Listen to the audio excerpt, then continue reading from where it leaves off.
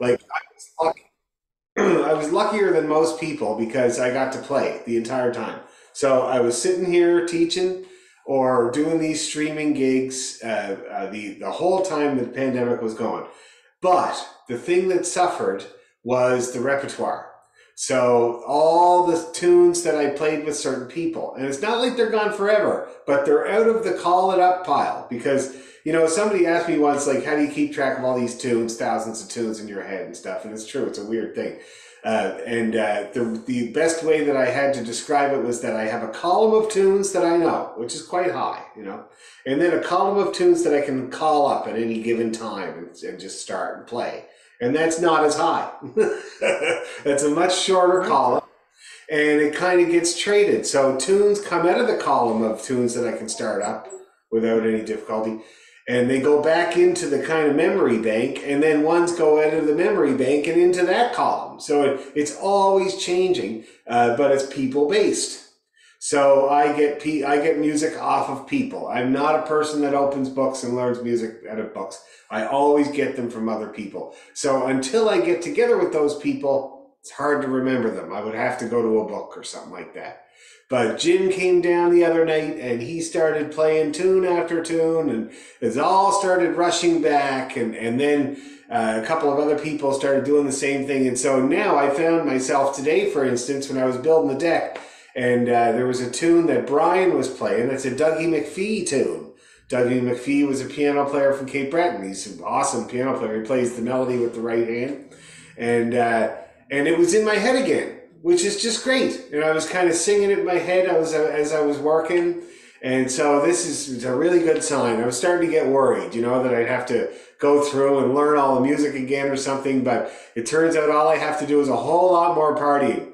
And it should all come back, no problem at all. So anyways, Noonan's was great. And I hope you guys decide to come down at some point, even if it's just to sit around and have a couple of pints and listen to what's going on. It's a really good thing to do. Anyway, shall we get started here? I think it'll be good. Let me get my tuner up, make sure I'm in tune. Great orchestra rehearsal last night too, orchestra people. You don't seem to mind me working you so hard. Nobody complains. It's amazing. One time we were working in the backyard, well, in the front of the whole yard when I was growing up, this whole thing here. And we were raking rocks, and it was all day sucker. It was always like that. And we're raking and we're raking, and it's about halfway through the afternoon. We're all getting tired, and my dad accidentally hit my brother Marty with the rake. But, he didn't know he was behind him, and he kind of hit him with the rake, and it was in the head, and it hurt. And he was like, and Dad said, okay, yes, I'm okay, great, whatever. So we get back to work, and Marty's kind of whimpering, kind of making a big deal of it. And Dad turns around and says, Christ hung on the cross for 3 days, and he only complained once. It's a little rough.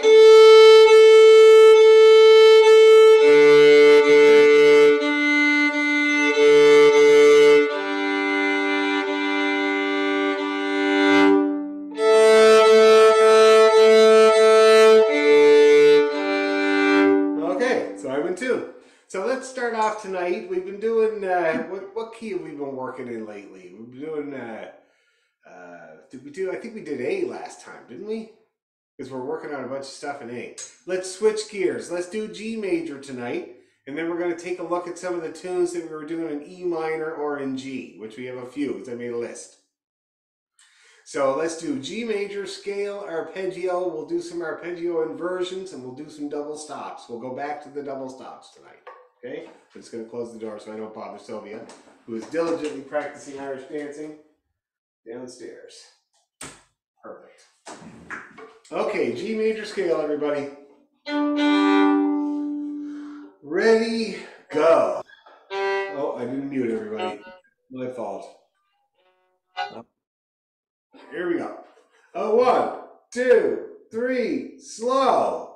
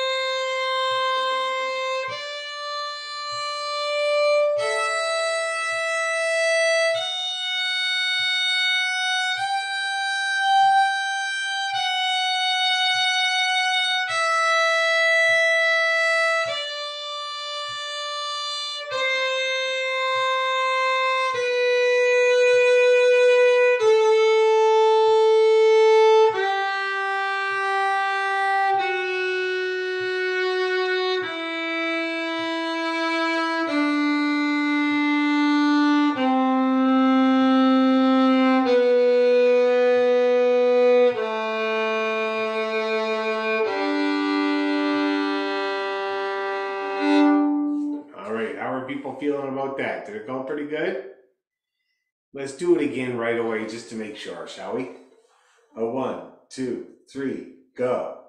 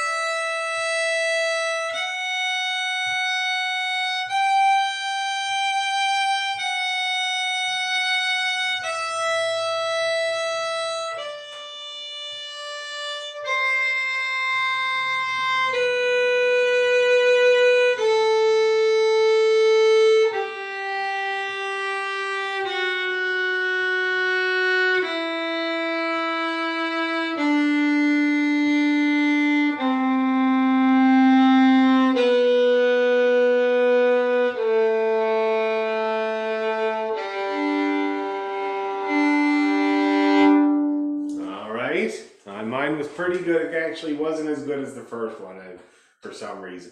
Let's do the arpeggio, okay? Let's play our G major arpeggio. A 1, 2, 3, go.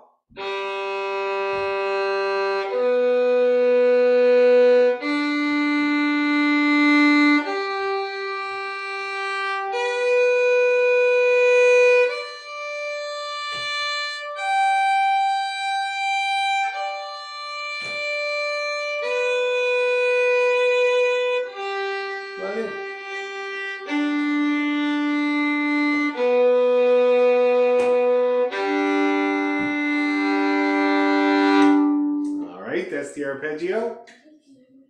Yes, you want to show everybody your haircut and your blue hair? You sure? Okay. Sylvia got a haircut today. Just kind of refreshed the pixie cut. And she also, her and her mother dyed it blue. So she got blue hair. She doesn't want to show you. No? You can show. It's all right. They all know you. Sylvie with blue hair. Look at that. Hey? It's kind of reverse smurfing it, you know? Blue hair. Okay, how does everybody feeling about the G major scale and arpeggio? For the most part, those couple of goes, did you get along pretty good? Like decent batting average? Okay, let's up the tempo. Let's do it again. We'll do scale followed by arpeggio. We're going to up the tempo a little bit. It's going to be like this. 1, 2, 3, go.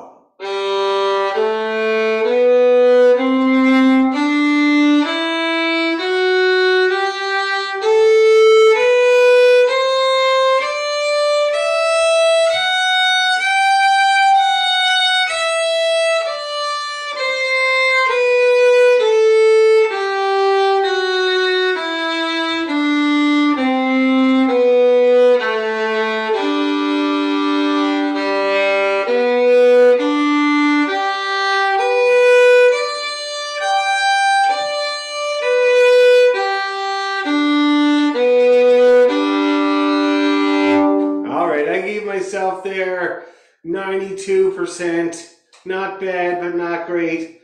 And a couple of people had to stop. So let's do it again right away. Looking for a high batting average. Now here's your low A. Make sure that when you get that low A and it's in tune, it feels comfortable, okay? Not reaching forward or back. And let's try it again. A 1, 2, 3, go.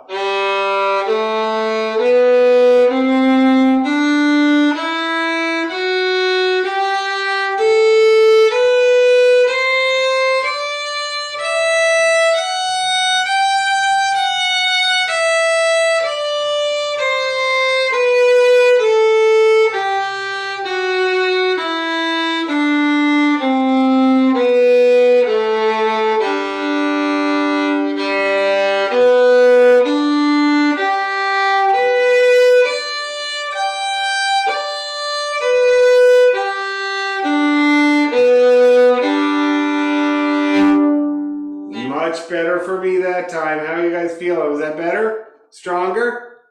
Good. Faster. Let's go faster. It's going to be like this.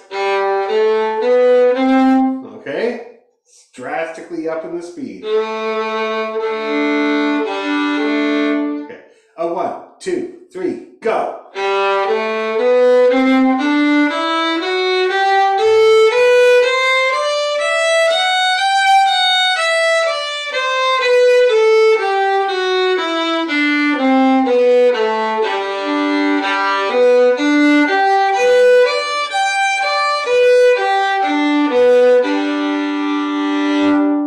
I did really good. I surprised myself. How did you guys do? Pretty good? Okay, if you did good, then let's do it again exactly the same. Make sure it feels the same, okay? That's going to be your goal now. A 1, 2, 3, go.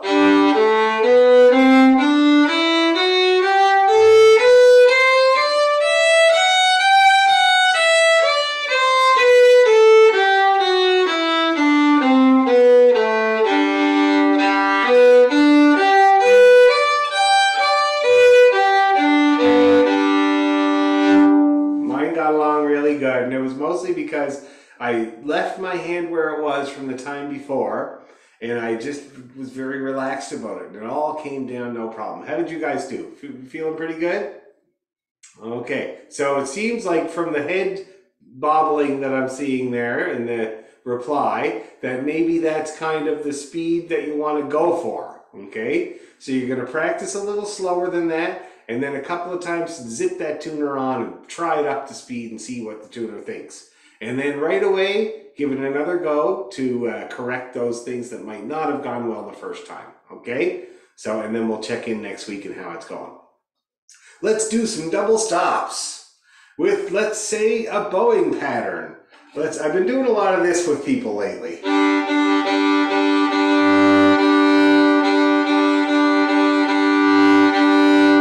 Many people that are trying to break that unbreakable gap between 90 and 100 with the tunes. And so that's kind of what I'm working on to get them able to do that. So why don't we do a little bit of that? Hand, hand, hand, hand, arm, arm. And we'll do it with the double stops.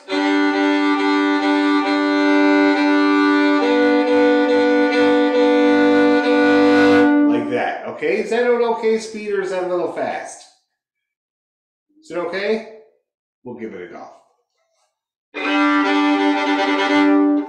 A 1, 2, 3, go.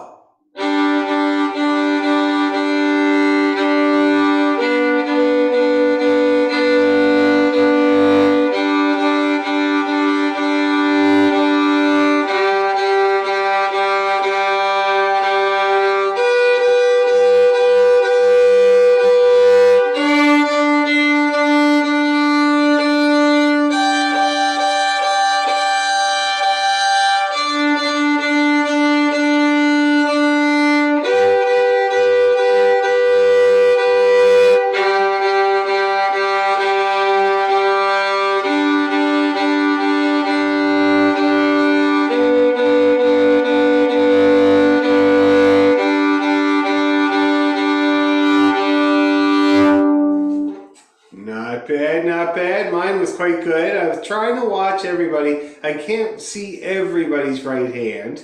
So I'm just hoping that it's this happening instead of this. That's the main concern there, is the difference between this, which is what you should be doing, and this. You know what? Before we do it again, let's do a few bow push-ups. So grab your bow. Up she goes. Down she goes. Up she goes. Clutch it up. Yep, good. Down she goes. Up she goes. Down she goes. Few more. Okay. Yeah, that's good. Pretty good.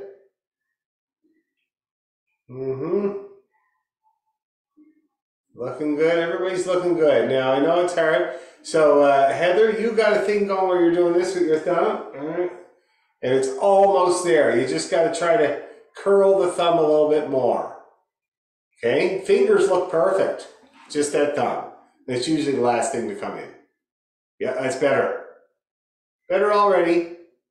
But you're going for curly. You look like you're kind of doing this. And you need to be going. Yeah, it's my bum thumb. So I'll Okay, keep well, you just do trying. Yeah. whatever you're able. Yeah, for sure. But as long as you got a little movement there, it should still allow you to do some bowing, even if it is that. See that? So that could still translate. Okay, do a few more. Up she goes. Down she goes. Up she goes. Down she goes. Up she goes. Down she goes. All right, that's good.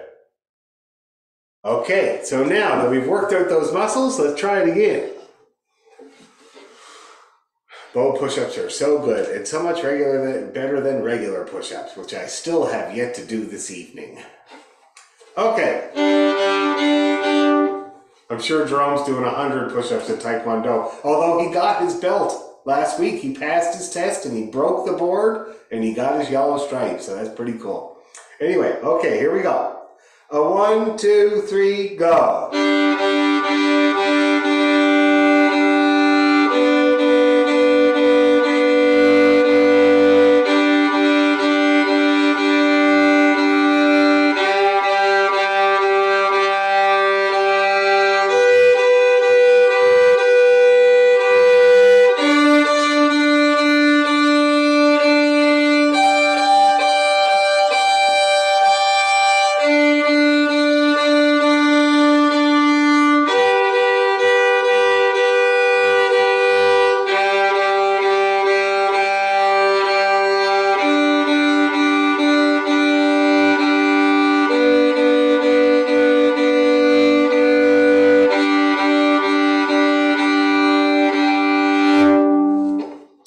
Looking good. How's everybody doing?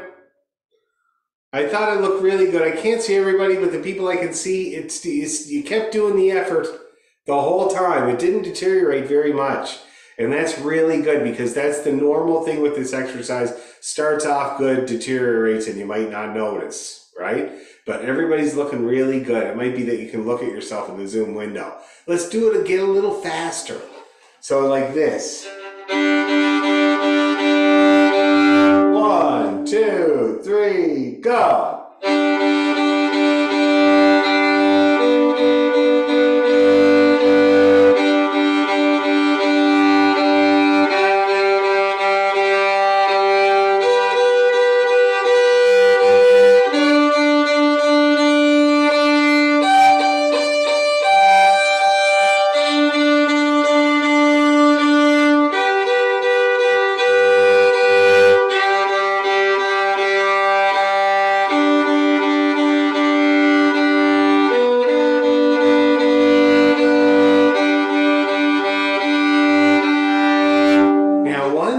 I'm just noticing that I'm doing there, and it might help you guys too, is that for the short bows, I'm lightening up on my grip a lot, okay? I'm taking most of the weight out, which is surprising because it's a double stop. But I was getting way better results with taking the weight off and you trying to extend the motion, getting a way better sound. And then on the long bows, I applied a little weight. Because to get into the strings all the way to the end, right? And you need to. This is the empty end of the bow, right? The lightest part of the bow. But down near the frog, you really don't need anything at all. And I'm just kind of scooting the bow, and that gives me the good result because before I noticed that, it was more like this. You see, it's kind of like it's fine, but in my ear, that's a little bit forced, a little bit too much weight. See that? When I lighten up on it though, see that? That was perfectly matched between my hand and my bow. No difference in the sound. And I achieved that by lightening up big time on the short ones and giving a little bit of weight on the long ones. Okay, let's do it again with that in mind. Speed of bow. 1, 2, 3, go!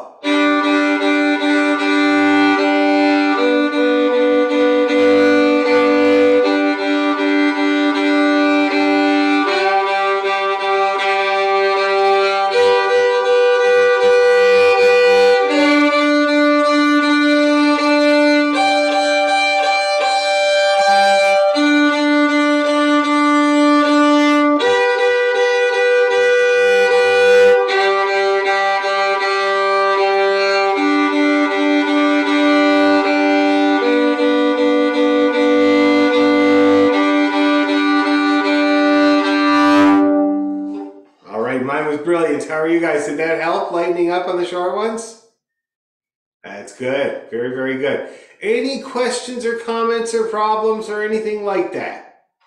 I love them. I love questions and I love problems. Well, one comment is lightening up on the quicker ones. It's just good advice all around because I tend to press hard with double stops, but Yeah. I still have to be super conscious of lightening up. So that was Yeah, helpful. for sure. That's good. Keep doing that. Just keep doing it and you'll have to do it less and less. Anybody else have a comment like that? That was excellent. Or a question or a complaint. I really don't mind. I'm into it.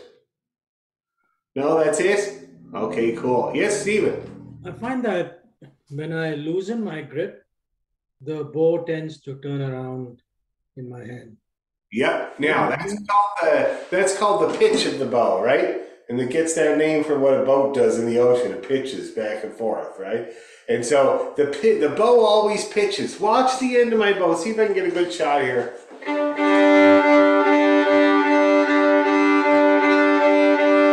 You see how much that's pitching there? It's only slightly, but you have to let it do that. Now, I had a teacher once that had me trying to pitch the bow away from me in an effort to keep my bow from going down on the fingerboard all the time. See that? And it can be very useful. The classical violinists, they can pitch it so much that only half of the hair is on the string, meaning less volume if you need less volume, right? We don't need to worry about that, but we do need to be conscious of letting the bow pitch slightly. It's going to be a little bit on one way on the down bow, one way on the up bow. It goes leans this way on the down bow and that way on the up bow. See that? And you just let it. And you make sure it's not too much. And that's when you're looking at your bow hold, that's what these two fingers are supposed to be for, is the guardrail for the pitch of the bow. See that? They lean right up against the frog there, and they're supposed to, now they don't stop this part of the pitch very much, but they do stop that part of the pitch, and that's what they're supposed to be there for. So you can keep that in mind. And if you find your bow is pitching too much, you should see how you're gripping it. Because some people grip it where it's already pitched. See that? When they're holding it, it's already kind of leaning in towards one side. And you don't want that. You want it to be sitting on the strings, square when it's not in motion. And then when it is in motion, it pitches slightly to one side and the other. Does that make sense? Yeah. And one other thing, when I move fast, my pinky falls off. That's fine. Mine does too. Did you notice that? So you only really need your pinky when you're really, really far down at the bottom of the bow. See, because the only job of the pinky is counteract the weight of the stick. That's all it's supposed to be for. So when I'm playing jigs and reels, I'm mostly in this part of the bow. I don't need the pinky, so it comes right off. Okay. And it'll get engaged as I get past the middle of the bow. See that? Okay. So don't worry too much about that, Stephen. I always tell people, the most successful people I've had getting the hang of the bow, one of the things that they always say is, I feel like it's going to fly out of my hand. And then I say, that's correct. You're doing it right. Okay. Okay? Thank you. Let's do it one more time, just for the crack. Did you have a question there, Lena? You look like you do. You have this mute button arm happening. You know what I mean? Mute button arm. Yeah, I know. I know the arm. No, I'm just resting that way. Okay. I'm having similar, like I've been debating what's going on with my hold because like I can feel like I've just have a natural improvement in certain other elements of things, but for some reason the hold isn't something that feels like it's getting more comfortable as time goes by. It always feels a little off. Like as I'm playing a tune, if it's the scale or something short, it's okay. But as I'm playing a tune, by the midpoint of the tune, I'm like trying to like recover my hold. It's like I lose it partway through a long tune. Yeah. And I don't know if it's because the hold that I'm using doesn't suit my hand or what, but Couple of things about that. So you make a couple of good points. So first of all, in reference a little bit to what Stephen was saying too, you need for that, I think your problem is tensing up on the bow. Because the way you describe it as coming in as you're playing the tunes, that's typically how tension works when you're trying to play, like whether it's with the whole right arm or with the bow arm or with the left hand. But as you play, you know, whether it's, I always say for me, it even happens to me, it's the third hour of the dance, right? When I'm really thinking about getting the hell out of there and getting home and watching some MacGyver, is when the tension starts to get into my arm. See that? And it's always, for me, it's always my right arm and a little bit of my left hand there. But so the way that I battle that, and this kind of has to do with what Stephen was saying, is that you put the bow on the strings, right? And then you kind of, like, this might really help you to get a good comfy spot. So you put the bow on the strings and you just let it sit there. And then you kind of form your grip around that. See that? So to the point where no matter what's going on, all the elements are going to be there. And by the elements, I mean first finger around the stick, thumb up underneath, and that's about all, really, for playing the fiddle. It's just that kind of balancing act. Okay, does that make sense? Try it a little bit there and see if it improves how it feels on your hand. So let it sit square and then form your grip around it very loosely and give that a try. Gives hands. Okay, and here, like, I always take my pinky off. It's fine. Never on. That's okay? Okay. Mine's hardly ever on. Just watch. I'll play a little tune so you can see exactly what happens to my hand, okay? Any requests? We ever do Morrison's? Did we do Morrison's? I think so. Let's hear Morrison's. Okay.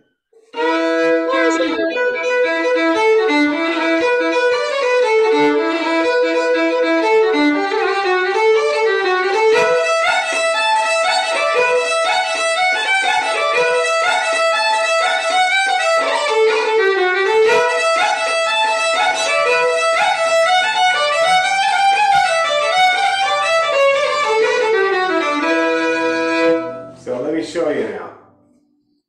That's what the bow hold looks like for me. See that? Pinky is not engaged. First finger now, unfortunately, I have a weird screwed up bow hold that I would never tell anybody to do, but I can show you the elements that you should do. So that's what my bow hold looks like after I've been playing. So this is what works for me in every occasion. So like I said, my pinky is not engaged, is not touching the stick. This finger here goes right around, and unfortunately for me, for some reason, mine goes right around the hair. And it shouldn't. It should just go around the stick. See, it's all you need. But for some reason, my finger is overzealous and goes right down there and grabs that. And that's why I got this dirty mark on my hair all the time. I wish I was different, but I'm not, you know? And anyway, so that element, though, of curling around the stick and being able to pull up, that's really important. And so that remains. See that? And then these two fingers kind of have a similar kind of feel. They come up under the stick a little bit. And that's what happens to me when I'm playing. That's like when full bore, this is what ends up looking like. See that? Okay, so you're like way higher up above the frog than I am. I'm like down here. Yeah, and I still would encourage you to stay where you are, because you can use more bow than me. Okay. See what I mean? The reason that I end up choking up on the bow is a little bit is I spend most of my time up here. And so that means that you don't need to do this counteracting thing. I can go up here and I can get a nice big spread with my hand, so I don't need to use my arm. See that? You can do the same thing down here. It's just what happens to me. I would encourage you to keep using as much of the bow as you can and do it the proper way. Try and build a good habit. Yeah. My brother Sean, he holds the bow like you're supposed to, perfectly like this.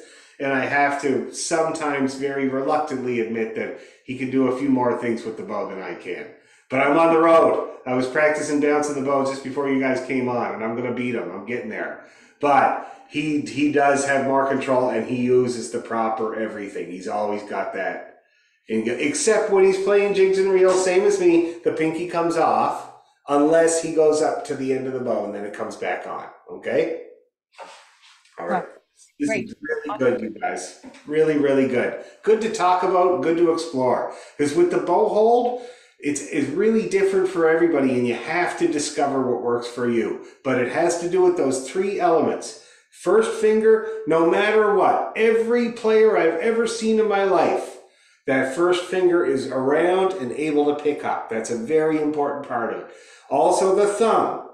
Every good player that I know has some kind of a fulcrum they do with their thumb. Now for me, because of my weird way that I hold the bow, I've worn myself a little fulcrum in my thumb. Do you see that? It's terrible. It's like, my God, it's like binding the feet of young Chinese girls or something. I did it willingly to my thumb. So I have this little saddle there, and it works perfectly as a fulcrum.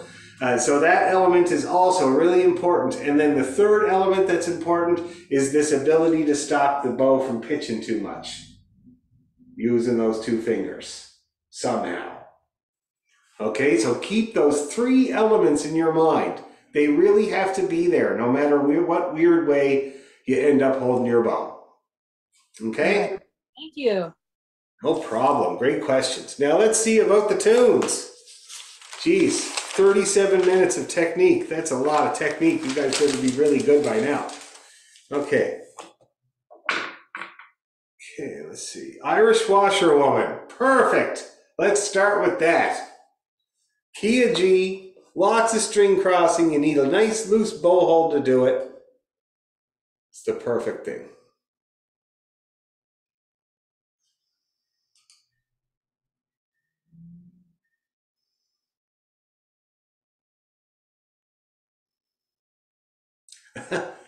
Well. Oh, wow. Okay, well, I just got an email. This is a blast from the past. So, North Atlantic Drift has been, is being written up in Irish Music Magazine, which is pretty cool. They were at Godrich this summer. They had a little booth or whatever, and we kept running into them. And so we got an email. And so we had a meeting, a hilarious meeting last Friday where we got together and they sent us questions, is what they usually do when they do that. And we got together to answer the questions. Well, it was a ridiculous Friday night that ended at about 1 a.m. We did answer the questions and Ross did the typing. But anyway, so we sent it to the guy at Irish Music Magazine and he just emailed back and he said, "Is that Dan McDonald from Scumalash from Cape Breton? Because I had them play in my Guernsey Folk Club in 1989 or 88.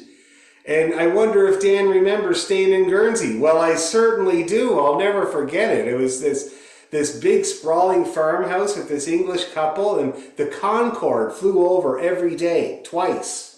And it created a sonic boom, and we were all sitting around the kitchen table, and all the windows in the whole house rattled like crazy just for 1 second. And the people were like, "Yeah, that's the Concorde." I remember it so well. This is such a small world. It's amazing to me. Okay. Irish washerwoman.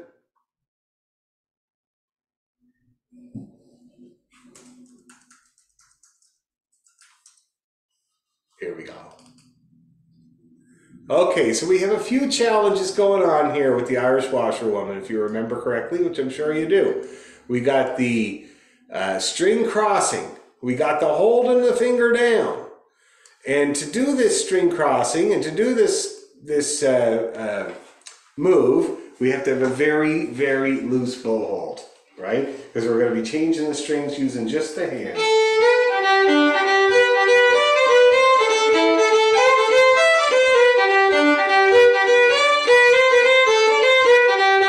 And you might notice that my arm really didn't move from here that whole time because I'm doing it all with my hand.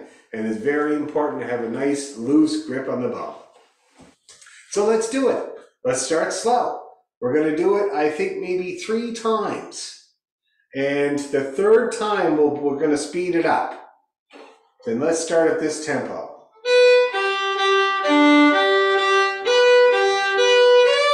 Ready? 1, 2, 3, go!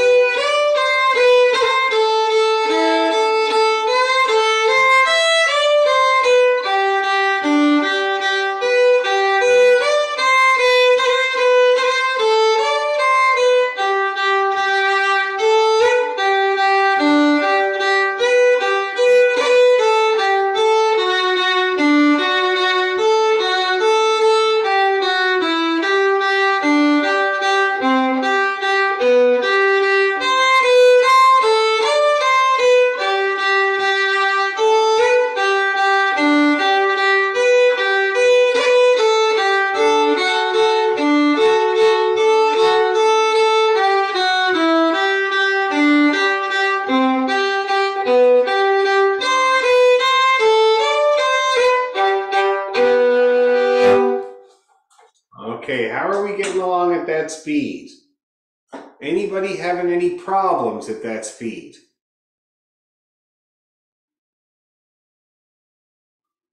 Just at the beginning of the last bar, the GD switching at that speed is a bit trickier. But other than that, it's pretty good. Are you doing the rollover? What's a rollover? It's where you roll your finger.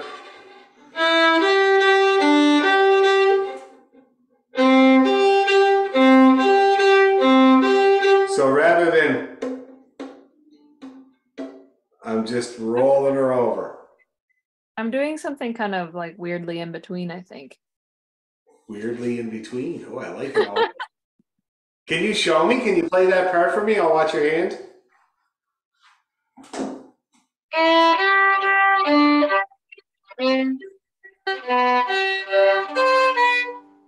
Like Not bad. That's gonna work.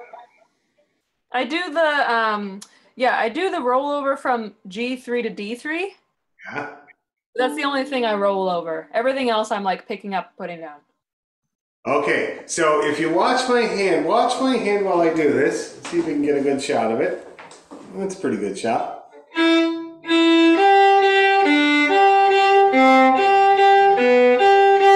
See how I did that?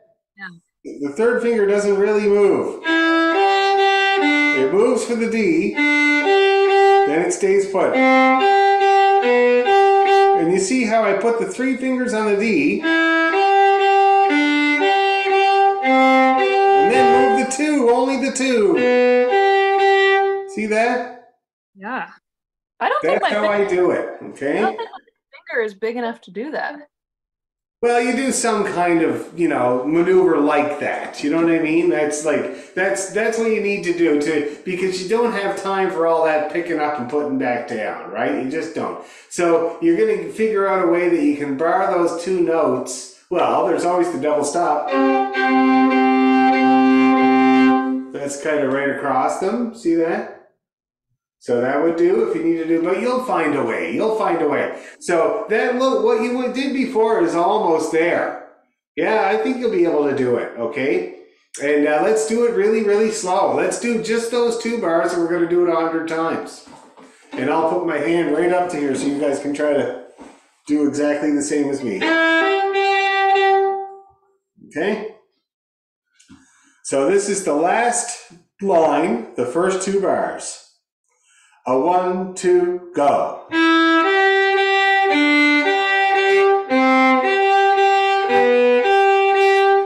Okay, let's do it again. Ready, 2, go.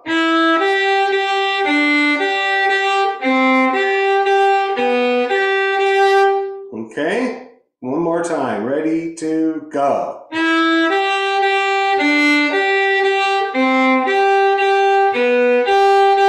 That's looking good, everybody. Let's do it a little tiny bit faster. A 1, 2, go.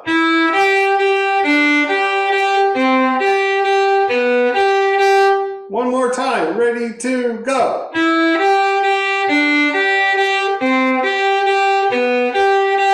And notice how I wait until the last minute to move that 2. Because it's so much better to have all 3 fingers down when you're playing the G or the D or the A or the C. But when you have that G down, it's so much better to have those 2 down. And then just before I need it, I do that. Just one small move, see? Just like that, okay? Very simple. Let's do a few more. Ready, to go.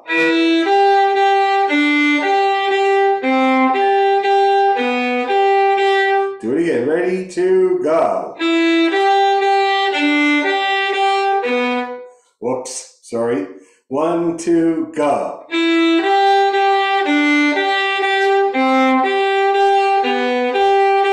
One more time. 1, 2, go.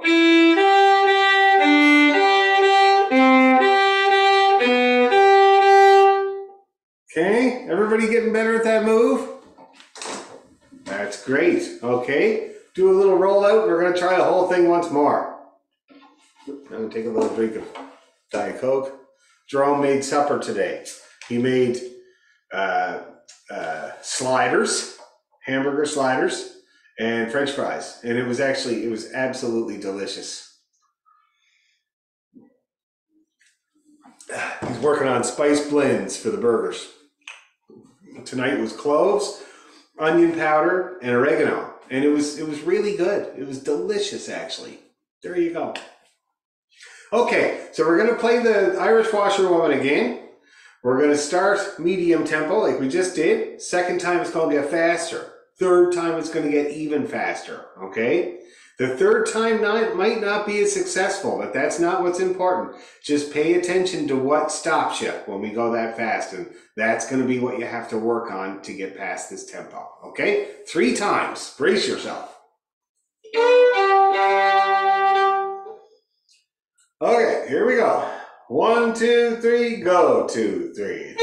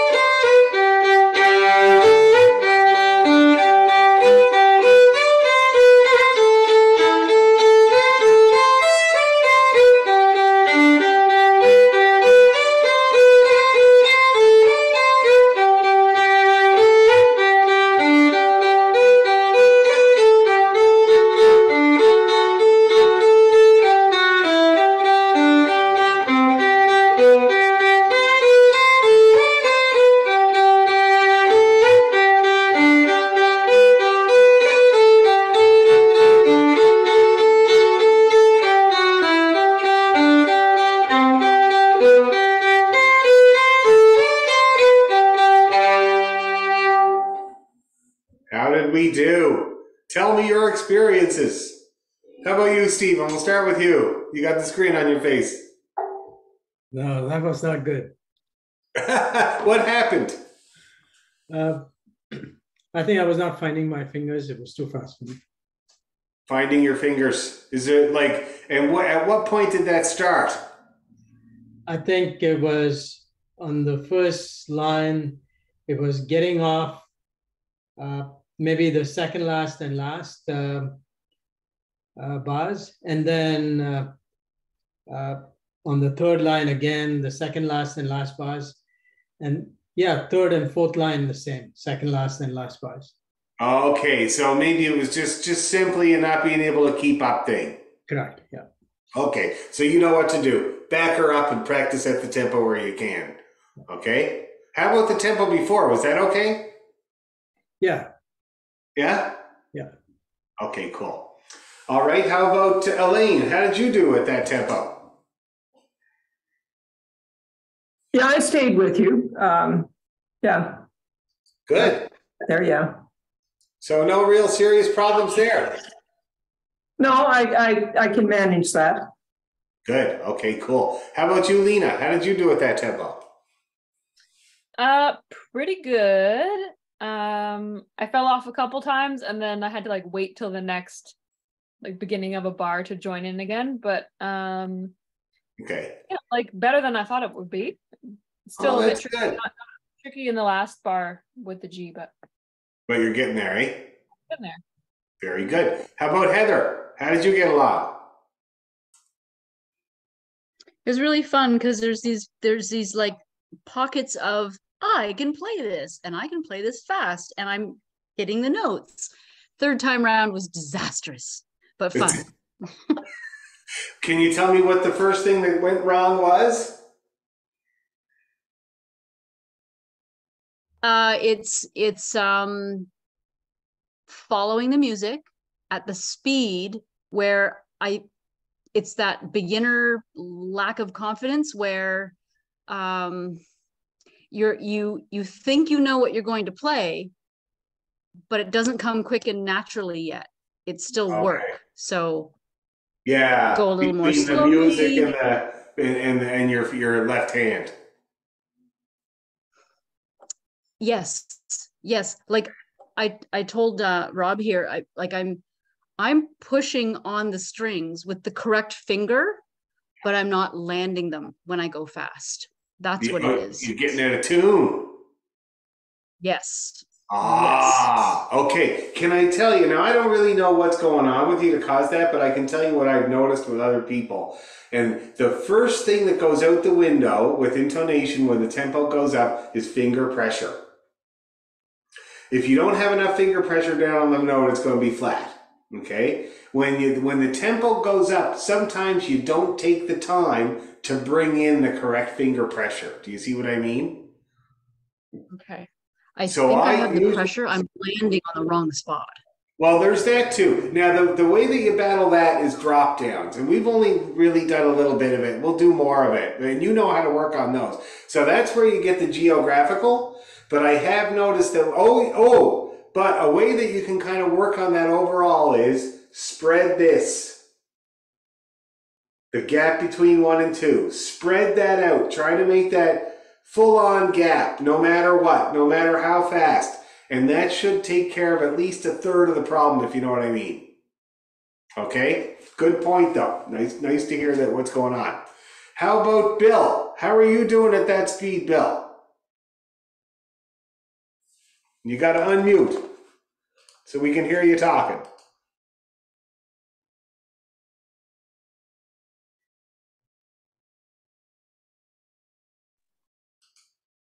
Yeah, it's not the speed. You know, I kind of forget the tune halfway through, or so when you're 90 years old, you don't remember things the same way as you did when you were younger. I understand that. So it's just a matter of kind of remembering it and as we go along. Yeah, and then remembering it again. And then remembering it again. Well, the more we practice that, hopefully, you know what's good is that your hand will remember better than you. Oh my God. So many times I've sat down and somebody started a tune and it's like, oh wow, that's a nice tune. I think I might try to learn that. Oh, my hand already knows it. You know? So you can rely on that and that might help you. Okay? How about you, Julie? How did you do? Overall, not too bad. There are 2 spots that that kind of mess me up as we get to the faster speed, and it's that bar at the end of the first line where all of a sudden you have to go up to that one note on the E string. It's like I go too far or something, and then getting back smoothly, I seem to mess up a little bit on the position on my bow hand. On the bow. Yeah, it's like all of a sudden my brain goes, oh, you got to go to the E string, and so I think I'm going like taking it too far, and then Overshooting, yeah. Overshooting and not getting it back smoothly.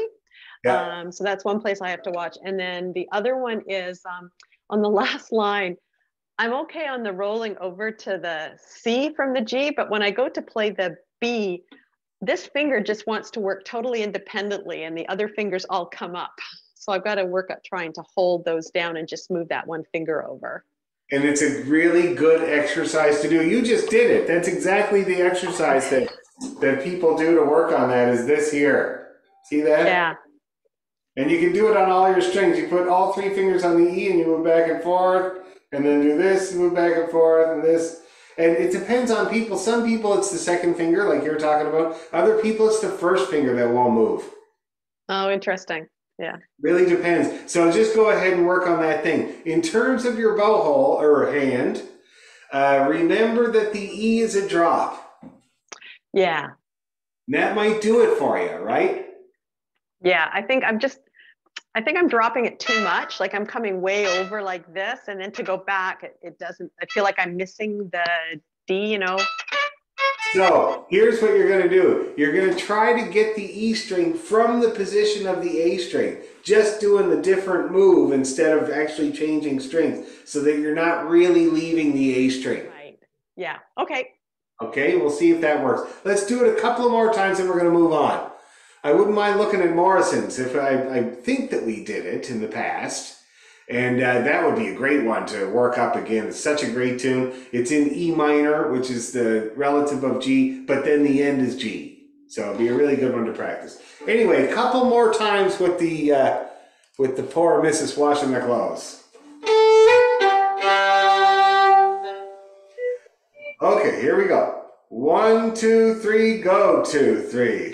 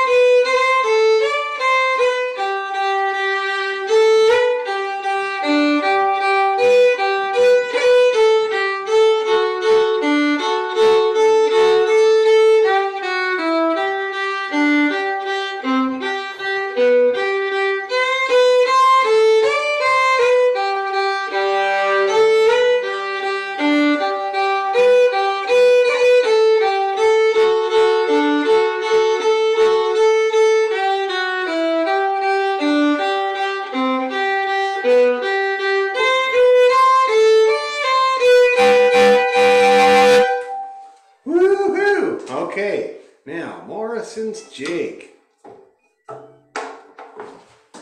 Since we're in the jig mode. 1 second here. Let me see what I sent people. Okay.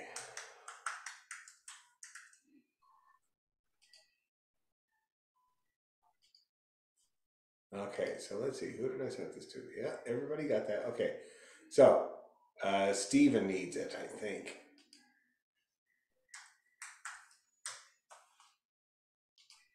All right. Stephen, I just sent that to you. Morrison's Jig. Great tune.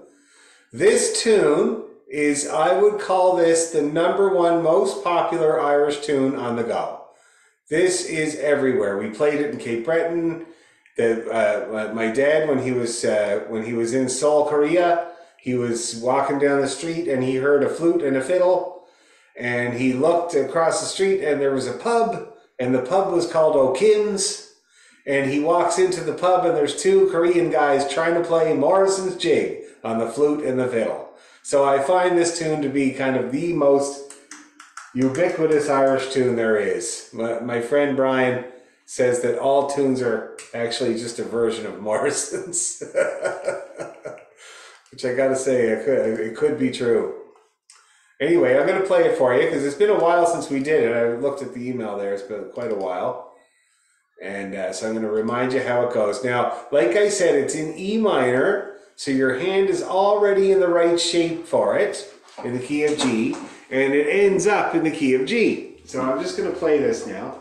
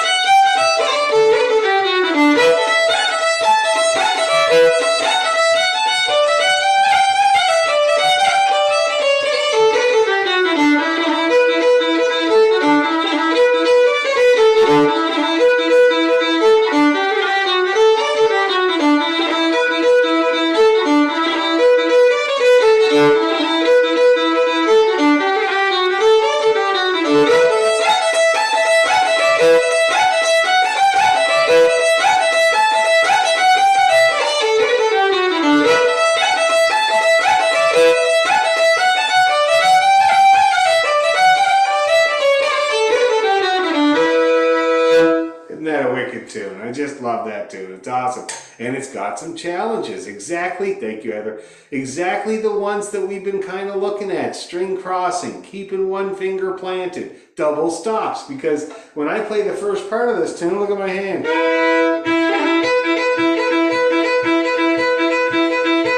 I call that lots of music with no work. See that? One finger, lots of music. That's what I call it. So I got one finger on the D string and the A string, and I'm just going back and forth.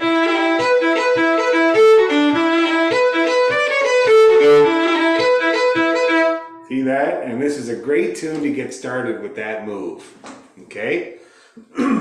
So, like I said, the first part is in E minor, and indeed, we're going between E and B, like the whole time there.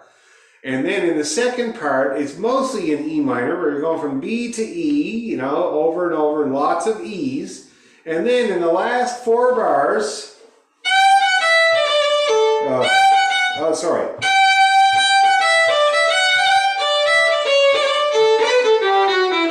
A big G ends up in G again, all right?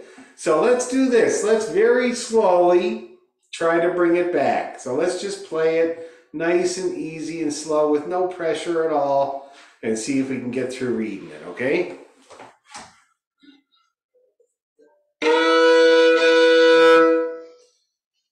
Okay. 1, 2, 3, go.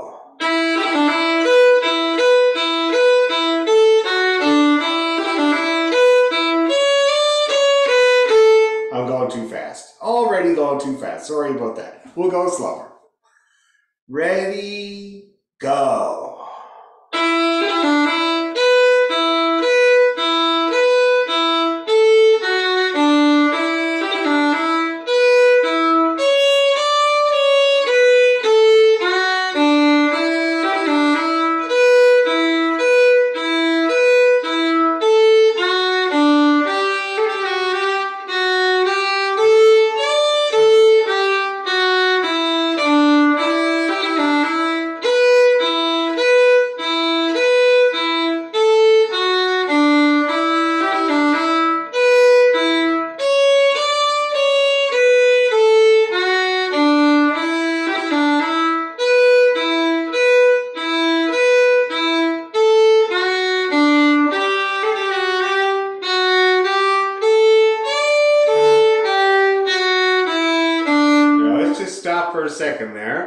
that's the first part. And it's not easy. It's mostly just the string changing. But let's go over it again. Just the first part. So you remember to try to do this. Most of it is E and B. Okay? And then a little scale down, and then more E and B, E and B, E and B. Okay, let's do it again. Dan, Yes. just a quick question. What are the notes you play for that roll on the first note? Oh, okay. What I play there, a roll is when you play the melody note. In this case, it's an E. And then we got the note above. Now, I use my third finger because I find it easier. But lots of people actually do use the note above, which is the second finger. Okay, so you can do what you want there. And then you play the note below. So you pick that one up, and you let the open D play, and then you play the one to finish. So it's 5 notes all together. It looks like this, Stephen. See that? That's what it sounds like too. 1, 3, 1, 1. So what are the notes for E now? E, G, E, D, E. E, G, E, D. 1. Yeah, all in one bow.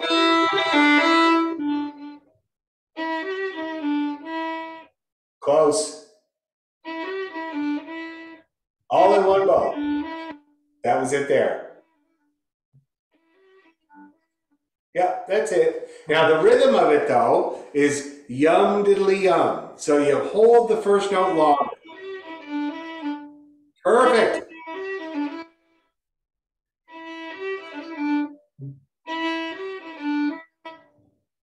Okay. Get the idea there? Yeah, thank you. Good, good. Okay, let's try this first part again, nice and slow. Do you need the music or something, Bill? No, what song is it? Morrison's Jig. I haven't got it. Okay, I've send got it. it, but I can't find it. I'll just put it up on my screen. Oh. Here it is here. Make it bigger. Okay, let me go out. Yeah, okay. Is that better? Yeah. Okay, good. So we're going to do this first part. We're going to go slow, ultra slow, ahead dead slow. A 1, 2, 3.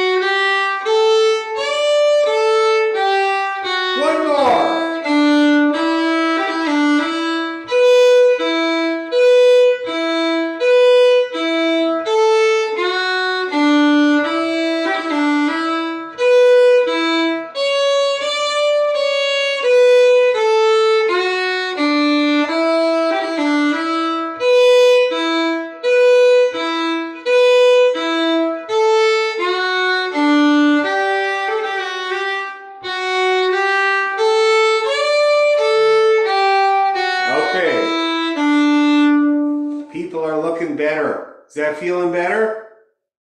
Starting to come back a little bit? Okay, now the second part is actually a lot easier because you don't have that crazy rollover thing to do. It's pretty straightforward. So let's go through the second part nice and slow as well. Okay. Okay, here we go. A 1, 2, 3.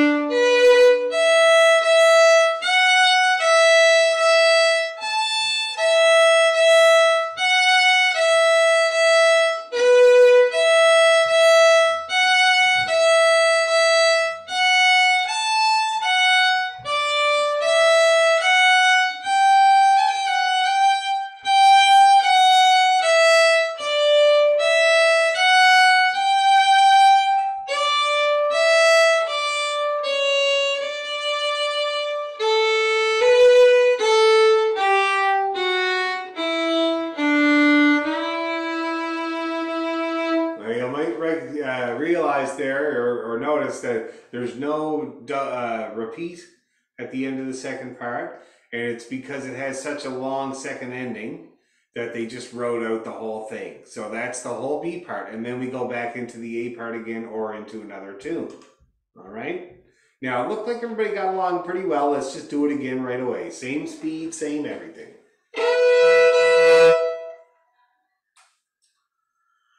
1, 2, 3.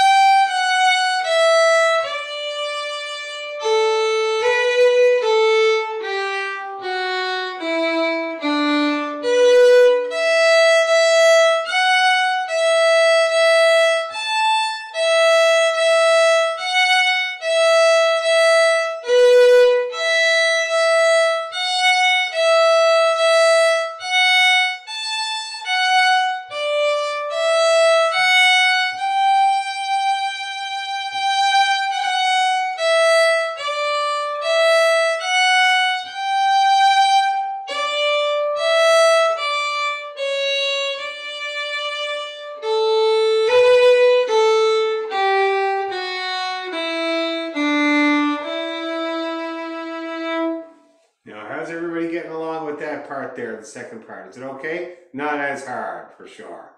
Okay, good. So, let's try doing the whole thing, shall we? Why not? We'll go right from the top, repeat the A part, but not the B part. Okay, and we might even do it twice. All right. Here we go. So this is from the very top. 1, 2, go.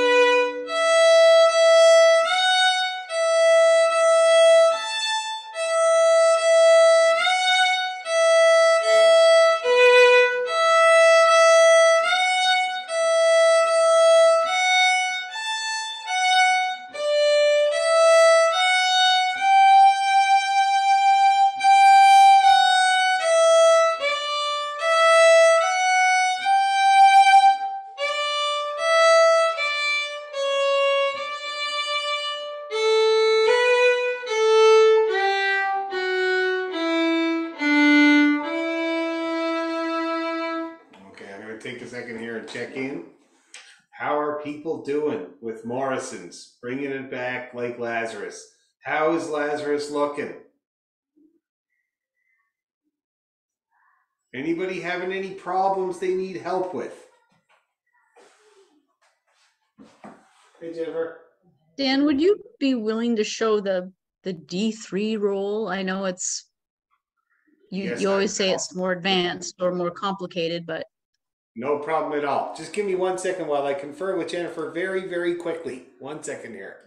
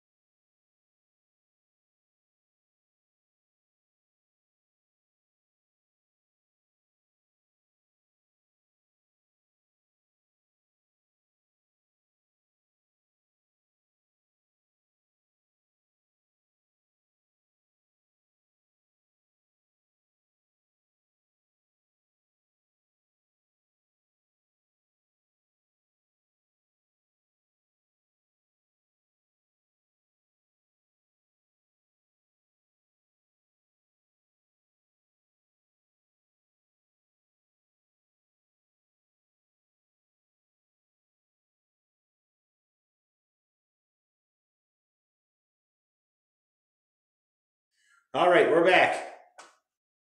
Okay, third finger roll. So that's on the, is it the D? Is it a D roll? Let's see here. a D3 roll. Oh, the D3 roll, the G roll. That's a G roll, yes. So I'll do it. This is a very good shot of my finger.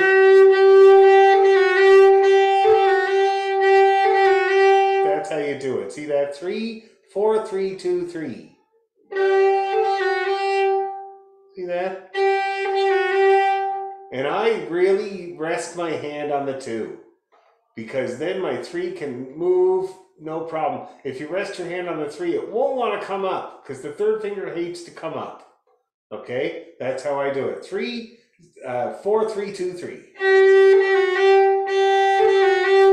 Okay, good question, Heather. Anybody else have a question? And then, so the second note is the A note? Yes, it is. It's an A note, but you play with your 4 instead of the open string. Okay. Yeah, very good. Now, I should note there, Stephen, it's not really the most important thing for you at this point, but we don't really need to hear the A. You need to hear the interruption of the note that you're playing.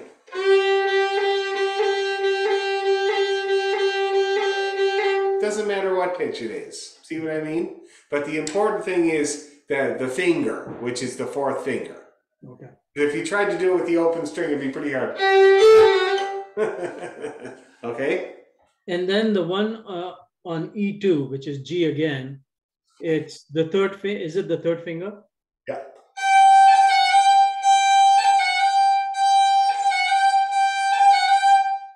See that? So second, third, second, first, second.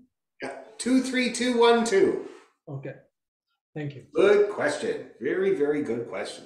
These are things that clear up mysteries that plague people for a long time. Okay, any other questions before we have another couple of cracks at it? All right, you asked for it. Let's do it.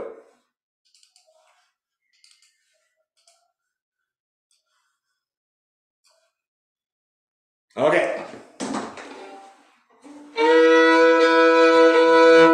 Here we go. So we're going to do it twice. First time, same speed. Second time, I'm going to push you a tiny, tiny bit. Just the tiniest bit. Ready to go.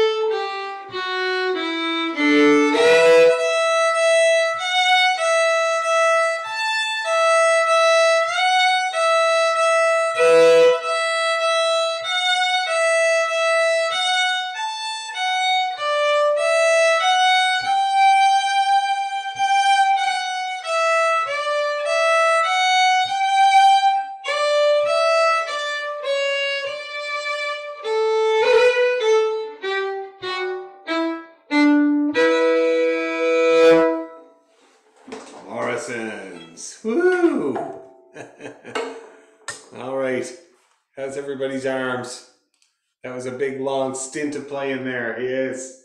For me, it's always the left arm gets the sorest. The right arm doesn't really bother me that much. For my brother Sean, it's always the right arm. He gets tendonitis in the right arm. But for me, it's always the left one.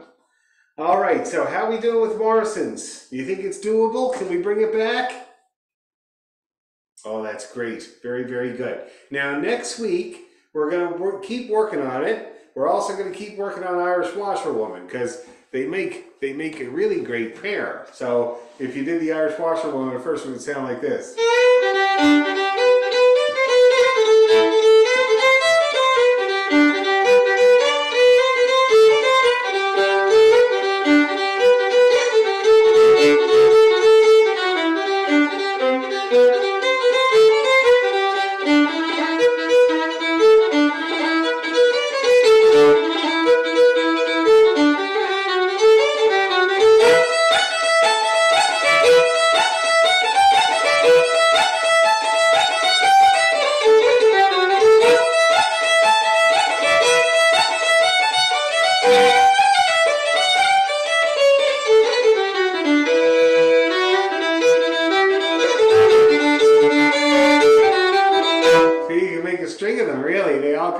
They go very well together, those three tunes, so we might end up doing something like that, okay? And so we're going to keep working on Irish Washerwoman and on Morrison's.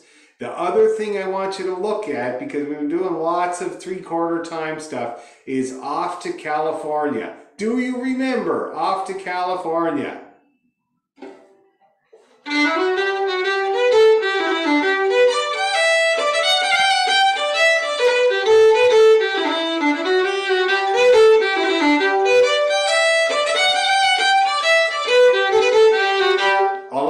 At home.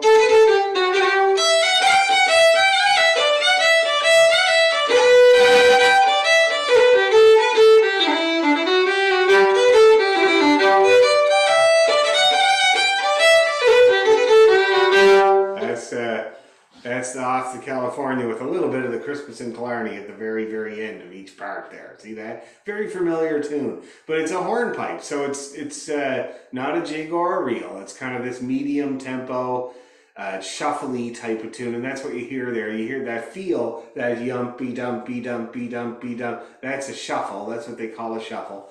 And it's based on triplets. And if you ever saw a hornpipe solo dance, like a step dance, in Ireland, it's all triplets and it's exhausting. So you're going like this, and the poor girl or guy, but mostly a girl, they're best at it. They go tickety tickety tickety tickety tickety tickety tickety tickety tickety. It's insane. It's totally like, it's just relentless triplets. See that? And we make the feel of the hornpipe by playing all those triplets and taking the middle out of each one. So diggity diggity diggity diggity turns into diddy diddy diddy diddy. See that? And it makes this nice little loping rhythm that goes along as the triplets join up. So that's a hornpipe, and I think we did do it in the past, but far in the past. And it would be very, very good to bring it up, and it's more practice in the key of G. And it's a very popular tune as well. Now, I also realized that besides the Irish Washerwoman, which is a Scottish tune about Irish people, this is all Irish music that we've been focusing on. So now, before that, though, we were doing Scottish. We were doing Rosebud and High Road to Linton, and Morag of Dunvegan, and Leaving Lismore. So we're not ignoring the Scottish altogether. We also did the what do you call it, Miss McLeod's, which is in the key of A, and also a Scottish tune.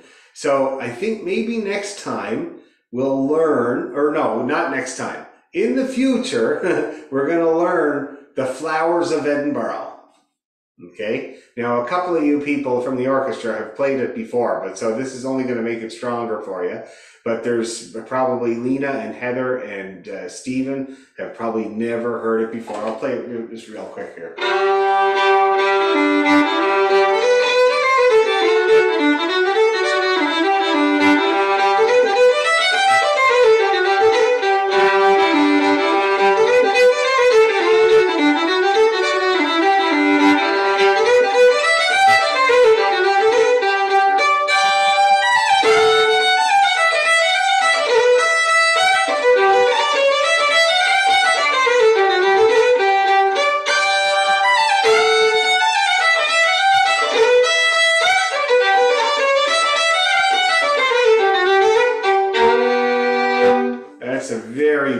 their tune, The Flowers of Edinburgh. Apparently it's tongue-in-cheek because there's not many flowers that grow in Edinburgh.